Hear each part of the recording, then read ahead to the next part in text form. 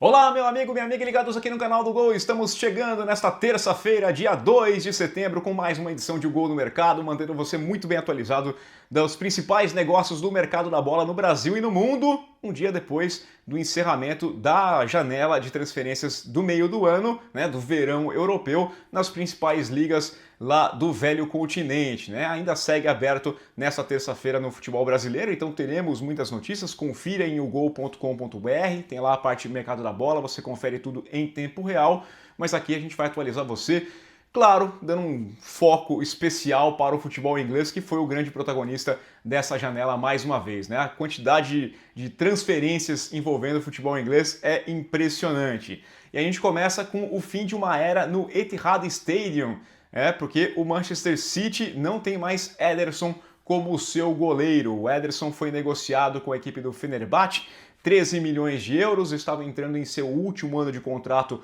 com os Citizens, 10 anos, uma passagem longeva com 6 títulos da Premier League, campeão da Champions League, campeão do mundo com a equipe do Pep Guardiola, e agora dá adeus, foi lá, recebeu as justas homenagens, né, as redes sociais do City fazendo toda a corretíssima homenagem ao Ederson, que marcou uma era na equipe do City. Inclusive, ele sai da Premier League como o goleiro com mais assistências na história da liga. Isso é impressionante. Tem goleiro artilheiro, tem goleiro garçom, e esse garçom é o Ederson. Então, boa sorte agora nessa nova jornada lá no futebol turco. Enquanto isso, chegando ao Etihad está Didi Donnarumma. Foi anunciado oficialmente na manhã desta terça-feira, o goleiro ex-PSG, campeão da Champions League com o PSG, assinou um contrato com a equipe do Manchester City, estava também em seu último ano de contrato com o time francês, e aí foi negociado 30 milhões de euros,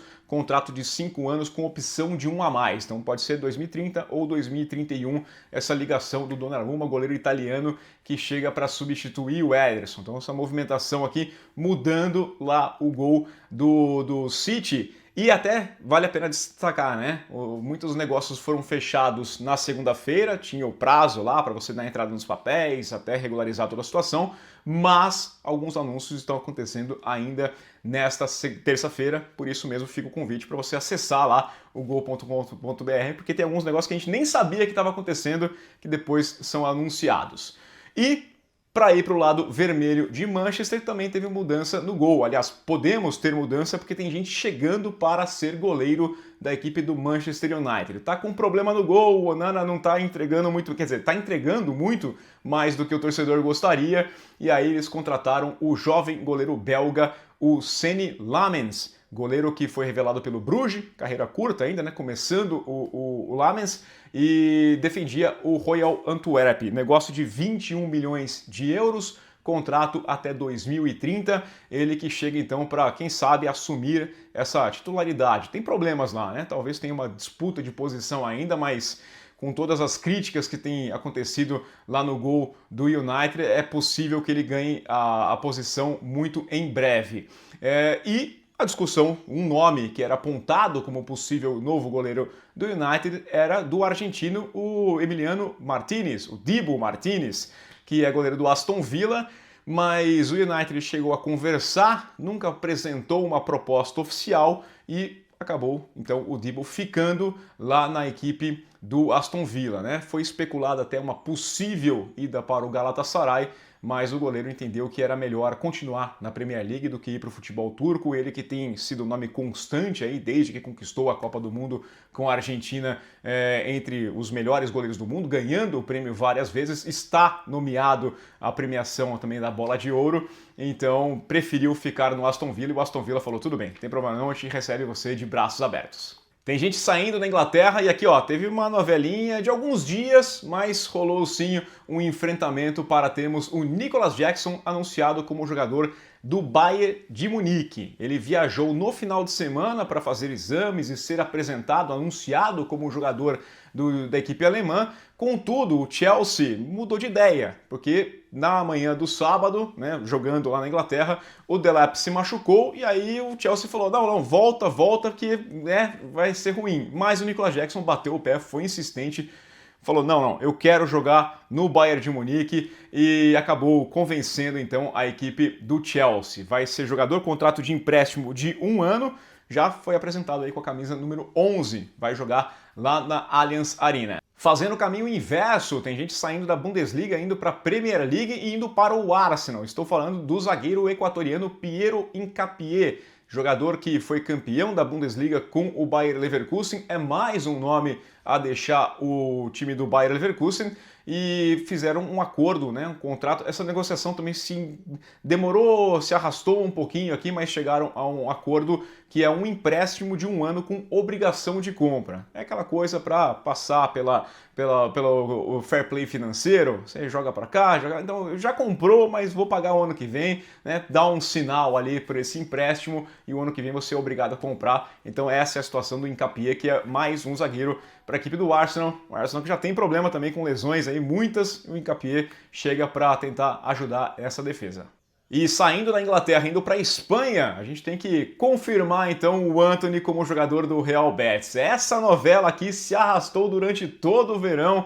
A gente vai lembrar que o Antony foi emprestado no começo desse ano para a equipe do Betis e se encontrou por lá. Depois de anos indo mal na equipe do Manchester United, ele se deu bem lá no futebol espanhol, queria ficar por lá, o United queria uma compensação melhor, o Betis falou que não tinha muito como pagar, e agora fecharam um acordo. O Antony é oficialmente um jogador do Real Betis.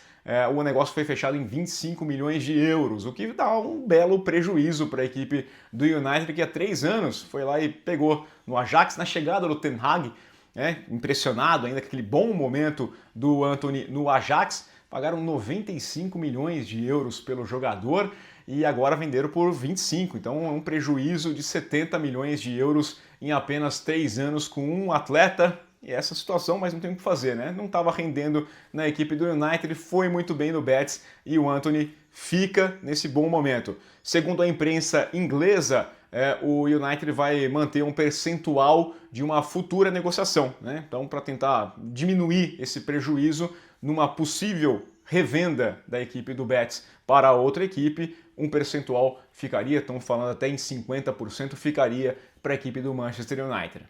E para a gente fechar, vamos para um triângulo amoroso, quase um quadrado amoroso aqui, porque são vários nomes, vou precisar até do caderninho aqui para não me confundir. A novela é confusa mesmo, tá? Mas aqui envolvendo Liverpool, Crystal Palace, West Ham e Brighton, tá? São muitos jogadores, vamos tentar passar. Começo do dia, então, a equipe do Liverpool chegou a um acordo com o Crystal Palace pelo zagueiro, o Marc Guéhi, né? Queria contar com o jogador, foi lá, fez um acordo e a equipe do Crystal Palace liberou. Falou, não, pode ir lá, fazer exame médico, tá tudo certo, a transferência vai acontecer. Muitos lugares até confirmaram já essa negociação como certa, né? Mas o Liverpool tinha que ter alguma coisa errada, o time que mais gastou de longe nessa janela de transferências, tinha que ter alguma derrota também, e é esse o caso do Guéhi. Isso porque o Crystal Palace tinha em suas instalações o Igor, zagueiro do Brighton, brasileiro, fazendo exames médicos. Seria a substituição, a peça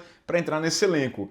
Só que o West Ham entrou na parada, deu um chapéu, foi lá, atravessou a negociação com o Brighton, que é dono do Igor, e fechou com o Igor, levou o Igor para fazer exames em suas instalações. Então o West Ham roubou o Igor da equipe do Crystal Palace e aí o pessoal fez uma reunião ali de emergência e falou, não podemos negociar o Guéhi com o Liverpool sem contar com essa substituição. Eles tinham anunciado antes o Jaide Canvot, o zagueiro francês, jovem de 19 anos, da equipe do Toulouse, como um reforço, mas entendiam que era bom ter aquela experiência, contar com um jogador mais tarimbado, mais rodado, com mais passagem dentro de campo na sua equipe titular. Por isso, acabou frustrando o negócio do Liverpool. Essa novelinha aqui deu uma volta aí, estava quase tudo certo. O Guéhi estava se transferindo para a equipe do Liverpool quando falaram, não, cancela tudo, volta que a gente precisa de você por aqui. É isso, pessoal, ficamos por aqui em mais uma edição de O Gol do Mercado. Está chegando na reta final, que são os últimos capítulos dessa temporada do Mercado da Bola, mas amanhã a gente volta para falar do mercado nacional também fechando. Daqui a pouco a gente vai fazer um balanço do que aconteceu de principal nessa janela do verão europeu, do inverno aqui no continente sul-americano, e a gente volta contando com a sua audiência sempre. Deixa o seu like, seu hype, se inscreva no canal, compartilhe o canal do Gol e até amanhã. Aquele abraço!